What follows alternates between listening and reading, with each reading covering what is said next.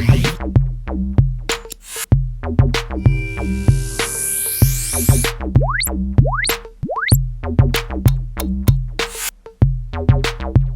bien, bonjour à tous. Je vais vous parler de mobilité et notamment la grande question, comment réduire les trajets domicile-travail avant la contraction de l'offre de pétrole. Parce qu'on a une triple crise finalement en ce moment. Vous avez certainement parlé du climat ce matin, mais il y en a deux autres en fait. Il y a la crise aussi énergétique et notamment les jeunes. Écoutez bien, ouvrez grand les oreilles. Est-ce que je peux tous vous voir là, attentivement? Les jeunes, coucou. Avant 2030, on va avoir une contraction de pétrole de l'ordre de moins 10 à moins 20% en Europe. C'est l'Agence internationale de l'énergie qui le dit et le Schiff Project qui a fait des études très poussées. Et donc, c'est hyper important de retravailler la mobilité puisqu'aujourd'hui, 90% de nos trajets dépendent du pétrole. Donc, si on en a moins 10, moins 20% en moins avant 2030, ça pose vraiment la question de comment est-ce qu'on fait. Donc, la question, c'est comment réduire les trajets avant cette contraction. Moi, ça fait 14 ans que je suis dans la mobilité durable, d'abord au ministère de l'écologie, puis j'ai eu la chance incroyable d'être la toute première employée, toute première collaboratrice des fondateurs de Blablacar à l'époque où ça s'appelait covoiturage.fr. Et j'ai travaillé pendant 11 ans à la direction de la communication de Blablacar, donc on a fait le rebranding, désolé, je ne trouve pas de nom en français. Et en 2020, j'ai décidé de lancer ma société qui s'appelle 1 km à pied, on en parlera peut-être un peu après. Hop. Ce qui m'a donné envie de créer la boîte, c'est le changement climatique. En 2018, je me suis plongée dans le rapport 2018 donc du GIEC. Levez la main ceux qui pensent être capables de dire en gros en une phrase ou deux ce qu'il y avait dans ce rapport du GIEC, des ordres de grandeur, des chiffres. Est-ce que vous savez, genre dans un... Non, mais vraiment juste en résumé, quoi. Si vous dites, bah oui, le GIEC, il a dit ça, on en est là. Non? Eh bien, allez, ça tombe bien. Je suis là, vous allez pouvoir briller en société, dire, enfin, vous allez savoir ce qu'a dit le GIEC. Le GIEC, il a dit que nous sommes sur la courbe rouge. Du fait qu'on émette de plus en plus d'émissions de CO2, de gaz à effet de serre, eh bien, nous augmentons la température sur Terre. Donc, c'est la courbe rouge qui s'appelle business as usual. Et nous, notre génération, on a un rendez-vous avec l'histoire. C'est que le GIEC dit, donc tous ces scientifiques du monde entier qui mettent en relation leurs études, dit que nous allons atteindre 1,5 degré de trop autour de 2030 et qu'il faut absolument stabiliser cette hausse des températures pour stabiliser 1,5 degré de trop d'ici la fin du siècle. Donc le chiffre à retenir, c'est 1,5 degré de trop. Et on pourrait se dire, mais c'est rien 1,5 degré ce matin, il faisait bien moins que ça. Enfin, il y a des hausses de température, des baisses de température. C'est plus comme une fièvre, en fait. C'est comme si vous aviez 38,5 tout le temps, puis 39 tout le temps, puis 40 tout le temps. La Terre n'est pas prévue pour ça, en fait. Et donc, l'appel du GIEC, en 2018, c'était « il faut qu'on réduise nos émissions de CO2 de 45%, donc autant dire de moitié, avant 2030 pour stabiliser le réchauffement climatique à seulement plus 1,5 degré, pour ne pas aller vers 7 et quelques. On a déjà eu des températures pas possibles alors qu'on n'est que en ce moment à 1,1 degré de trop. Quand on sera à plus 2 degrés de trop, si on n'arrive pas à réduire de moitié comme l'a demandé le GIEC, on pourrait avoir des températures comme ça en France. Et vous imaginez les températures autour de l'équateur. Certains pays sont déjà annoncés comme invivables, ayant des canicules létales 360 jours sur 365. Donc vous imaginez les migrations. Et voilà en gros ce que peut faire quelques degrés sur le climat. Vous voyez, imaginons la timeline. Il y a 14 000 ans, c'était le dernier âge de glace. Au milieu, c'était 1850, le début de l'ère industrielle. Ça ne se réchauffait que de 5 degrés entre l'âge de glace et 1850. Et là, on est déjà à 1,5, à 1,1 et bientôt 1,5. Et donc, d'après les prévisions, on va se prendre 6 degrés en 80 ans, alors que les cycles naturels, c'est plutôt 5 degrés en 14 000 ans. Donc, c'est pour ça qu'on parle d'urgence climatique. Voilà, maintenant, vous savez ce qu'a dit le GIEC. Alors, maintenant qu'on sait ça, comment est-ce qu'on gère cette triple crise climatique, économique et énergétique? Qu'est-ce qu'on fait? Voici où est le CO2 en France. Le plus gros bloc, c'est le bloc bleu, c'est les transports. Et à droite, on voit que quand on creuse à l'intérieur des transports, qu'est-ce qui émet le plus dans le secteur des transports? C'est la voiture particulière. Et je vous pose la question, à votre avis, avec les voitures particulières, quel est le trajet qu'on fait le plus souvent et qui structure tous les autres? C'est le trajet domicile-travail ou domicile-études, justement.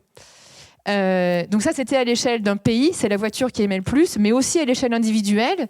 Levez la main ceux qui ont déjà mesuré leur empreinte carbone, fait leur propre bilan carbone sur un de ces nombreux sites qui permet de mesurer. Oui, il y a 2 personnes. Allez, 3, 4. Ah, allez voir les étudiants. Mais même les étudiants, est-ce que vous avez fait? Est-ce que vous connaissez votre empreinte carbone? Bon. En moyenne, faut vraiment, on est en 2022, hein, il faut vraiment que vous connaissiez votre empreinte carbone parce que pour agir, il faut connaître.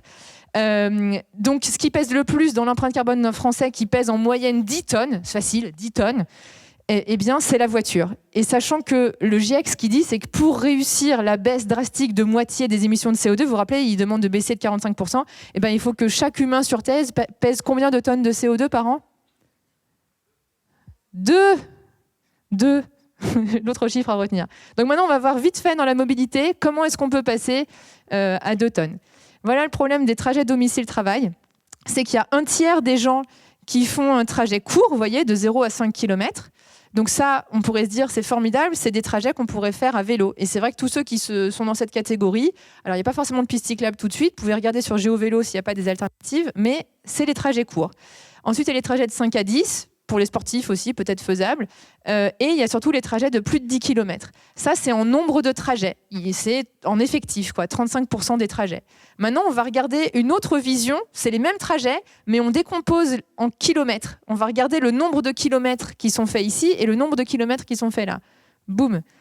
Les trajets courts ne pèsent que 5% des kilomètres voyageurs, alors que les trajets longs de plus de 10 km cumulent plus de 85% des trajets, des kilomètres domicile-travail. Donc si on veut avoir un impact sur la réduction de l'usage de la voiture, en fait, on travaille trop loin. Je vais vous montrer quelque chose. Le trajet moyen fait par les Français, c'est 3 km à vélo, le trajet moyen à vélo, alors que le trajet moyen domicile-travail, c'est 13,3. Et donc, on voit bien qu'il y a un écart là-dedans. Le 3 km, c'est aussi un autre chiffre à retenir, c'est la distance moyenne des trajets domicile-travail il y a 60 ans. Dans les années 60, le trajet domicile-travail, c'était 3 km. Aujourd'hui, c'est 13. On s'est habitué à travailler de plus en plus loin. Et donc, la solution ne serait-ce pas de travailler moins loin? Hop, allez, je passe le petit problème à résoudre. Comment est-ce qu'on va réduire les distances? J'accélère, je ne sais plus combien de temps il me reste, mais... donc j'ai monté une société en me disant ok, Blablacar, les gens travaillent loin, on les incite, on les aide à faire du covoiturage, c'est un premier levier, c'est bien. Mais quand j'ai réalisé qu'en fait le problème de fond, c'est pas tellement qu'ils soient seuls en voiture, mais c'est qu'ils viennent de si loin, pourquoi est-ce que vous travaillez à 35, 40, 50 km de votre domicile? Eh bien, je me suis dit, il faut aider les employeurs à analyser les trajets. Donc, on fait du diagnostic de trajet sur la base du fichier du personnel. On fait le plan de mobilité employeur, donc on vient venir chiffrer combien de salariés pourraient se mettre au vélo, au transport en commun, on en parlera après, combien ont une ligne de transport mais ne les prennent pas. Et enfin, dernière étape, c'est est-ce qu'on ne pourrait pas finalement réaffecter les salariés de manière plus optimale, parce que la moitié des employés français travaillent pour des employeurs multisites, qui ont plein de sites sur le territoire. Donc, par exemple, j'ai parmi mes clients Lidl, Point P, Bleu Libellule, Sodexo, etc. Toutes les collectivités sont multisites, toutes les crèches, les écoles, etc., les collèges, lycées. Et donc, voilà nos clients. Voilà ce qu'on a découvert en 2 ans et quelques d'activité. C'est complètement fou. 62% des salariés de nos clients, donc des clients des salariés donc de Lidl, de Point P, de Sodexo, de l'Oxam aussi, de IDEX, enfin voilà, 50 clients, eh bien 62% pourraient faire exactement le même job, mais plus près de chez eux. Donc, agent polyvalent chez Lidl, il fait un trajet de 22 km, on va dire, muté sur un Lidl plus près. Et du coup, même paye, mais moins de coûts. Moins de coûts de trajet et meilleure qualité de vie. Donc on pourrait passer d'une situation fatigante et émissive de CO2 à une situation bien meilleure pour tout le monde. Là, je ne peux pas mettre la vidéo parce que c'est un PDF, mais à gauche, en gros, c'est une animation où on voit tous les trajets. Bon, c'est en Île-de-France parce que c'est là qu'on a le plus de concentration de trajets. Et on voit que les trajets sont longs à gauche, alors qu'à droite, une fois qu'ils auront été réaffectés, les trajets se terminent beaucoup plus vite, sont beaucoup plus courts. Sur le côté micro, qu'est-ce que ça apporte à un salarié d'être réaffecté ? C'est plutôt que du bonheur. Du coup, nos clients, j'allais dire nos clientes qui sont souvent RH, quand elles appellent un salarié pour dire j'ai remarqué qu'on pourrait être réaffecté sur tel magasin, c'est que de la joie. Donc on voit là, c'est 10 km gagnés matin et soir, quasiment 300 litres de carburant économisé, beaucoup d'euros, surtout au prix de l'essence qui augmente, et puis 1,5 tonne de CO2 économisé, c'est énorme. Quand vous vous rappelez, on est à peu près à 10 tonnes, il faut passer à 2, donc les tonnes de CO2, il faut trouver où les économiser. En gros, c'est la viande, plus d'avions, moins de voitures, moins de gadgets d'achat, moins de fringues.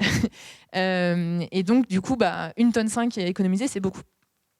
Et l'impact macro, là j'ai pris l'exemple de l'Oxam parce que les chiffres sont assez ronds en fait, ils sont 1000 salariés en Ile-de-France. Sur 1000 salariés en Ile-de-France, l'Oxam, vous savez, c'est les agences de location de matériel, voilà.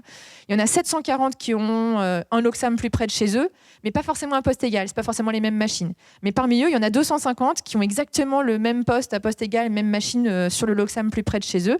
Et là, on regarde les gains qu'ils pourraient faire en étant mutés sur un Loxam plus près de chez eux. Donc la manière dont ça se lit, c'est qu'il y en a 69 qui pourraient gagner 5 à 10 km matin et soir. Il y en a 5 qui pourraient même économiser 50 à 60 km matin et soir.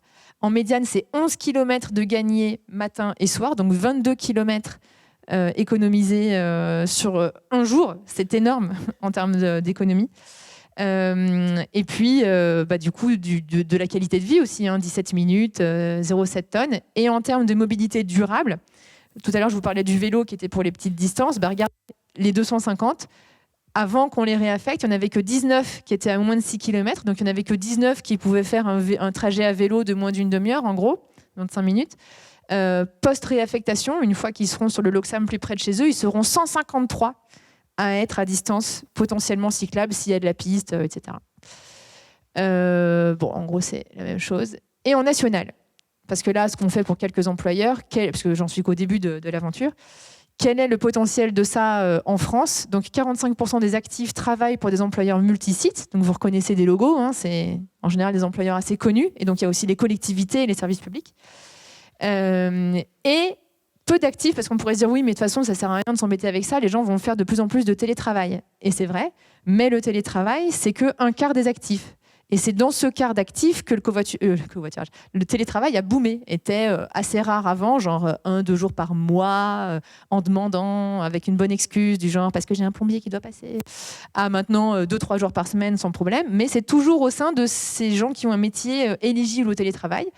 Les autres, 74% des actifs français, sont plutôt des employés de terrain qui ne feront jamais de télétravail dû à l'activité à leur métier.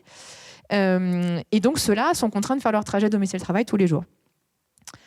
Donc voilà, typiquement le genre de métier contraints de faire leur trajet tous les jours. Et il y a beaucoup de métiers qui sont justement dans des employeurs multisites. Au niveau national, on pourrait économiser 2 milliards de litres de carburant par an et 3 milliards et quelques d'euros par an en réaffectant les employés plus près de chez eux et en faisant notamment des heureux. Merci.